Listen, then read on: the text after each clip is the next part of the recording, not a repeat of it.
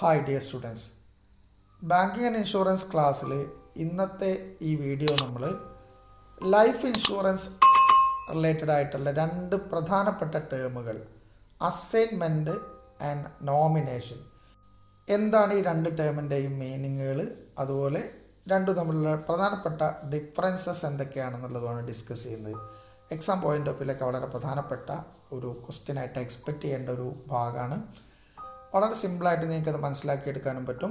എന്തായാലും വീഡിയോ സെഷനിലേക്ക് എല്ലാവർക്കും ഒരിക്കൽ കൂടി ഹൃദ്യമായ സ്വാഗതം. ആദ്യം നമ്മൾ അസൈൻമെൻറ്റ് എന്താണെന്നാണ് പറയുന്നത്. Assignment is the legal transfer of rights from the policy holder to the assignee to receive benefits indicated in the insurance agreement എന്നാണ്. അതായത് ഒരാളൊരു ലൈഫ് ഇൻഷുറൻസ് പോളിസി എടുത്താൽ ആ പോളിസി ഹോൾഡർക്ക് ആ പോളിസിയുടെ മുഴുവൻ റൈറ്റ്സും വേണമെങ്കിൽ ആ പോളിസിയിൽ നിന്ന് കിട്ടുന്ന എല്ലാ ബെനിഫിറ്റ്സും വേറൊരാൾക്ക് കൈമാറ്റം ചെയ്യാം, ട്രാൻസ്ഫർ ചെയ്യാം. അങ്ങനെ ട്രാൻസ്ഫർ ചെയ്യുന്നതിനെയാണ് നമ്മൾ അസൈൻമെൻറ്റ് എന്ന് പറയുക. It is usually made out of love and affection with the family members or for adequate consideration to any outside party. അതായത് നമ്മുടെ ഫാമിലി മെമ്പേഴ്സുമായിട്ട് നമുക്കൊരു ലവ് ആൻഡ് അഫെക്ഷൻ ഉണ്ടാവുമല്ലോ, അതിൻ്റെ ഫലമായിട്ട് ഞാൻ എടുത്തൊരു പോളിസി എൻ്റെ ഏതെങ്കിലും ഫാമിലി മെമ്പേഴ്സിന് കൊടുക്കാം. അതല്ലെങ്കിൽ ഏതെങ്കിലും ഒരു ഔട്ട്സൈഡ് പാർട്ടിക്ക് ഒരു കൺസിഡറേഷൻ്റെ ഭാഗമായിട്ട് കൊടുക്കാം. ഞാൻ എന്തെങ്കിലും അയാൾക്ക് റിലേഷൻഷിപ്പ്, എന്തെങ്കിലുമൊക്കെ ഫിനാൻഷ്യൽ റിലേഷൻഷിപ്പൊക്കെ ഉണ്ടെങ്കിൽ അതിൻ്റെ ഭാഗമായിട്ട് ഒരു കൺസിഡറേഷൻ എന്നുള്ള രീതിയിൽ അങ്ങനെയും കൊടുക്കാം. അപ്പോൾ അങ്ങനെ ഞാൻ എൻ്റെ കയ്യിലുള്ള ഒരു പോളിസി വേറൊരാൾക്ക് കൈമാറ്റം ചെയ്യുന്ന പ്രോസസ്സാണ് അസൈൻമെൻ്റ് എന്ന് പറയുക.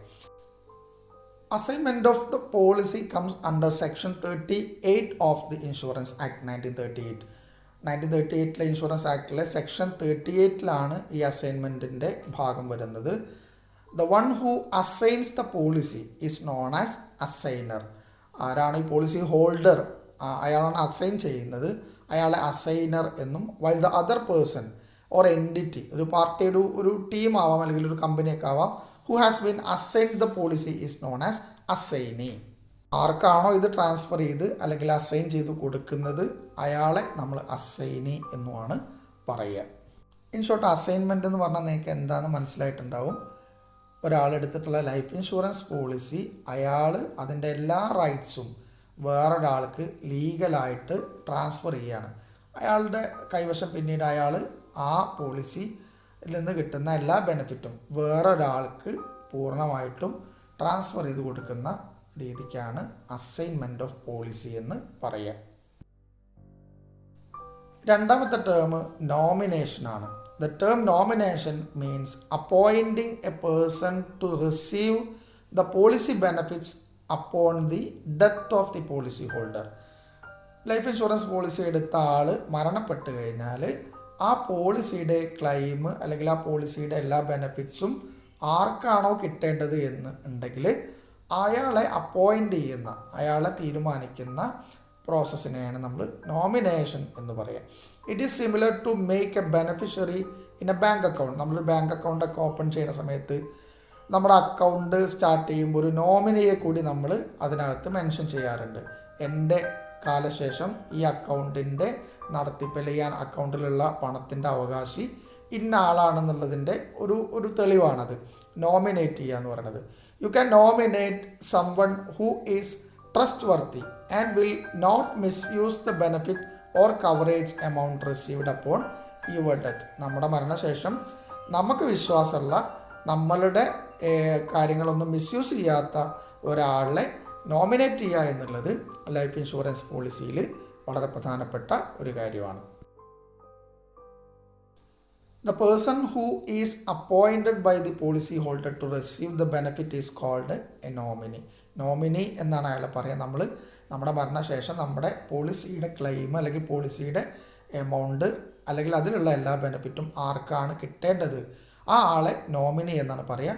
The nomination is governed under section 39 of the Insurance Act 1938.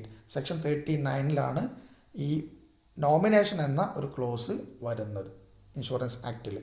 ഇപ്പം നമുക്ക് നോമിനേഷൻ എന്താണെന്ന് മനസ്സിലായിട്ടുണ്ടാവും. ഒരു ലൈഫ് ഇൻഷുറൻസിൽ പോളിസി എടുത്ത ഒരാൾ അയാളുടെ മരണശേഷം ആ പോളിസിയുടെ ബെനിഫിറ്റ് ആർക്കാണോ കിട്ടേണ്ടത് എങ്കിൽ അയാളെ അപ്പോയിൻറ്റ് ചെയ്യുക. അങ്ങനെ അപ്പോയിൻറ്റ് ചെയ്യുന്ന പ്രോസസ്സിനെയാണ് നമ്മൾ നോമിനേഷൻ എന്ന് പറയുന്നത്. ഇനി നമുക്കിതിൻ്റെ ഡിഫറൻസസ് ആണ് ഡിസ്കസ് ചെയ്യാനുള്ളത്. Difference between assignment and nomination. അതിൽ ഇപ്പോൾ നമ്മൾ കേട്ടപ്പോൾ തന്നെ മനസ്സിലായിട്ടുണ്ടാവും, അസൈൻമെൻറ്റ് എന്ന് പറഞ്ഞാലും നോമിനേഷൻ എന്ന് പറഞ്ഞാലും പോളിസി ഹോൾഡർ ആ പോളിസിയുടെ ബെനഫിറ്റ്സ് വേറൊരാൾക്ക് കൊടുക്കുകയാണ് ശരിക്ക് ചെയ്യുന്നത് രണ്ടിലും. പക്ഷെ രണ്ടും ഒന്നല്ല.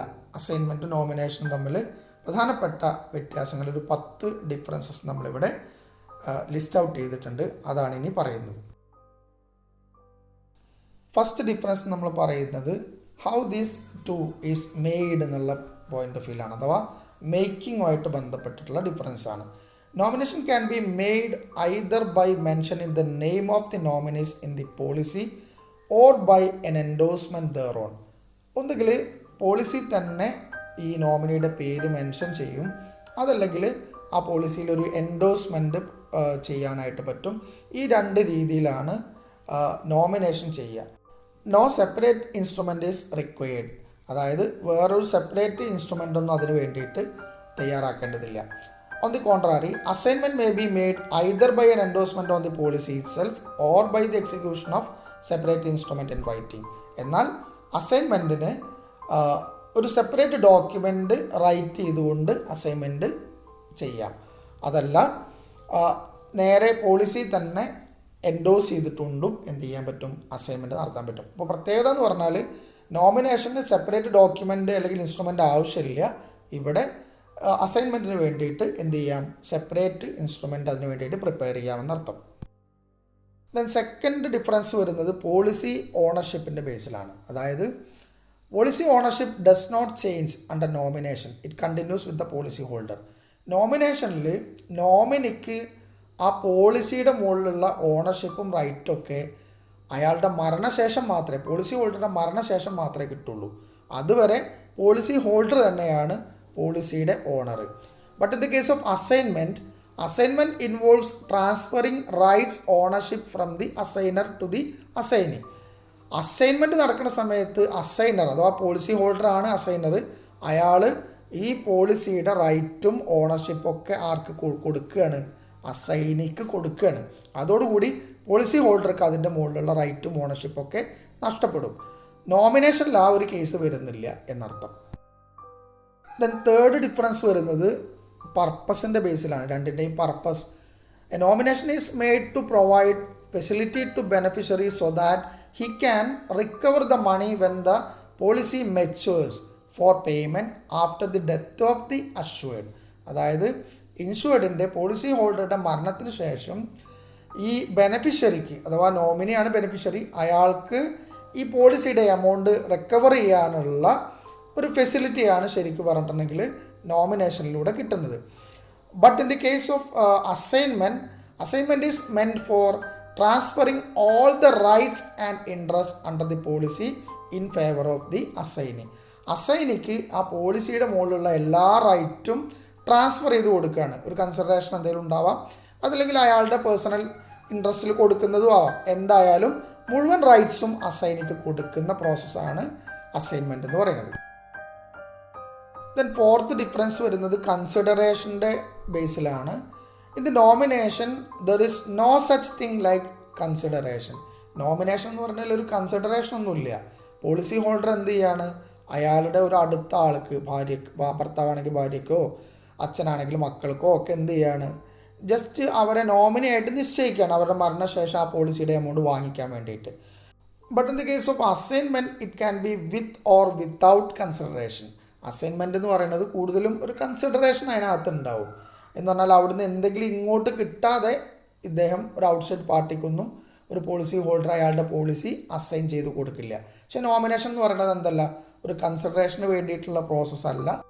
അത് ലവ് ആൻഡ് അഫെക്ഷൻ്റെ ഒക്കെ പേരിൽ അയാളുടെ ഉറ്റ ആളുകൾക്ക് അയാളുടെ മരണശേഷം ഒരു ബെനിഫിറ്റ് കിട്ടണമെന്ന ആഗ്രഹത്തോട് കൂടിയിട്ട് ഫ്രീ വില്ലിൽ കൊടുക്കുന്ന ഒരു സംഭവമാണ് നോമിനേഷൻ എന്ന് പറയുന്നത്. ദെൻ ഫിഫ്ത്ത് ഡിഫറൻസ് വരുന്നത് അറ്റസ്റ്റേഷൻ്റെ അല്ലെങ്കിൽ വിറ്റ്നസിൻ്റെ ബേസിലുള്ളതാണ്. in the nomination there is no requirement of attestation by the witness. ഒരു വിറ്റ്നസിൻ്റെ അറ്റസ്റ്റേഷൻ അല്ലെങ്കിൽ വിറ്റ്നസിൻ്റെ സാക്ഷ്യപത്രത്തിൻ്റെ ആവശ്യം നോമിനേഷനിൽ ഇല്ല. Conversely attestation by at least one witness is required in the case of assignment. ഒരു അസൈൻമെൻറ്റ് വാലിഡ് ആവണമെങ്കിൽ at least ഒരു വിറ്റ്നസ് എങ്കിലും അതെന്ത് ചെയ്യണം, അറ്റസ്റ്റ് ചെയ്യണം, അത് സാക്ഷ്യപ്പെടുത്തണം, അങ്ങനെ അസൈൻ ചെയ്തിട്ടുണ്ട് എന്നുള്ളത് സർട്ടിഫൈ ചെയ്യണം എന്നർത്ഥം. അയാളുടെ സൈനിലൂടെ അത് സർട്ടിഫൈ ചെയ്ത് കഴിഞ്ഞാൽ ഈ അസൈൻമെൻറ്റ് വാലിഡ് ആവുള്ളൂ. പക്ഷെ നോമിനേഷനിൽ അങ്ങനെ ഒരു ആവശ്യം വരുന്നില്ല എന്നർത്ഥം. ദെൻ സിക്സ്ത് ഡിഫറൻസ് വരുന്നത് ചേഞ്ചിങ്ങിൻ്റെ അല്ലെങ്കിൽ റിവോക്കേഷൻ്റെ ബേസിലുള്ള ഡിഫറൻസ് ആണ്. Nomination can be revoked or change several times. നോമിനേഷനിലുള്ള ആൾ ആരാണോ നോമിനിച്ച നോമിനിയെ ഇടയ്ക്കിടയ്ക്ക് വേണമെങ്കിൽ പോളിസി ഹോൾഡർക്ക് എത്ര തവണ വേണമെങ്കിലും മാറ്റാം, നോമിനിയെ മാറ്റിക്കൊണ്ടേ ഇരിക്കാം. വേറാസ് assignment can be cancelled only 1 or 2 times during the policy term. ഒരു പോളിസി ടേമിൽ 1 or 2 തവണ മാത്രമേ അസൈനിയെ മാറ്റാൻ പറ്റുള്ളൂ, അസൈൻമെൻറ്റ് നടത്താൻ പറ്റുള്ളൂ എന്ന് വേണമെങ്കിലും പറയാം. അല്ലെങ്കിൽ അസൈൻമെൻറ്റ് ഒന്ന് ക്യാൻസൽ ചെയ്തിട്ട് വേറൊരു അസൈൻമെൻറ്റ് നടത്താനൊക്കെ 1 or 2 തവണ മാത്രമേ പറ്റുള്ളൂ. പക്ഷേ നോമിനേഷൻ അങ്ങനെയല്ല. നോമിനേഷനിൽ നോമിനിയെ എത്ര തവണ വേണമെങ്കിലും പോളിസി ഹോൾഡർക്ക് മാറ്റാനായിട്ട് പറ്റും. ദെൻ സെവൻത്ത് ഡിഫറൻസ് എന്ന് പറഞ്ഞത് ഫേവറിൻ്റെ ബേസിലാണ്. ആർക്കാണ് ഇതിൻ്റെ ബെനിഫിറ്റ് കൊടുക്കുന്നത് എന്നുള്ളതിന് ബേസിലുള്ള ഡിഫറൻസ് ആണ്. The nomination is made in favour of immediate relatives. നോമിനേഷനിൽ എല്ലായ്പ്പോഴും റിലേറ്റീവ്സിനായിരിക്കും, ഹസ്ബൻഡ് വൈഫിനായിരിക്കും പിന്നെ നോമിനിയായിട്ട് വെക്കുന്നുണ്ടാവുക, അല്ലെങ്കിൽ ഫാദർ ഡോട്ടറിനോ സണ്ണിനോ ഒക്കെ ആയിരിക്കും ഈ നോമിനിയായിട്ട് വെക്കുന്നുണ്ടാവുക. ഇങ്ങനെ ഒരു റിലേറ്റീവ്സിന്, ഇമ്മീഡിയറ്റ് റിലേറ്റീവ്സിനാണ് എപ്പോഴും നോമിനേഷനിൽ നോമിനിയായിട്ട് വരിക. As opposite assignment is made in favour of immediate relatives or to external party. Assignment immediate റിലേറ്റീവ്സിനാവാം, വളരെ അപൂർവമായിട്ടുള്ള കേസിൽ അങ്ങനെ ഉണ്ടാവാം അസൈൻ ചെയ്യുന്നത്, കാരണം അതിന് കൺസിഡറേഷന് വേണ്ടി ചെയ്യുന്ന ഒരു കാര്യമാണ്.